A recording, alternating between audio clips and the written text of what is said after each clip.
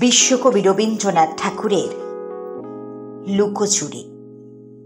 আমি যদি দুষ্টুমি করে চাপার গাছে চাপা হয়ে ফুটি, ভোরের বেলা মা গো ডালের পরে কচি পাতায় করি লুটোপুটি, তবে তুমি আমার কাছে হারো। তখন কি মা চিনতে আমায় পারো? তুমি ডাকো, খোকা কোথায় ওরে?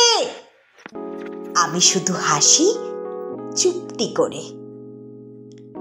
যখন তুমি থাকবে যে কাজ নিয়ে, সবই আমি দেখব নয়ন মেলে। স্নানটি করে চাপার তলা দিয়ে আসবে তুমি পিঠেতে চুল ফেলে। এখান দিয়ে পুজোর ঘরে যাবে, দূরের থেকে ফুলের গন্ধ পাবে। তখন তুমি বুঝতে পারবে না সে তোমার খোকার গায়ের গন্ধ আসে।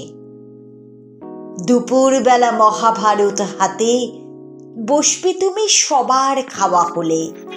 গাছের ছায়া ঘরের জানালাতে পড়বে এসে তোমার পিঠে কোলে। আমি আমার ছোট্ট ছায়াখানি দোলাবো তোর বইয়ের পরে আনি। তখন তুমি বুঝতে পারবে না সে তোমার চোখে খোকার ছায়া ভাসে।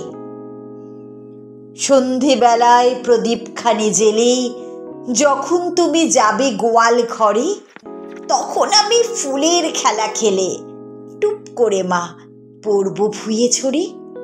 আবার আমি তোমার খোকা হব, গল্প বলো তোমায় গিয়ে কব। তুমি বলবে, দুষ্টু ছিলি কোথা? আমি বলবো, বলবো না সে কথা।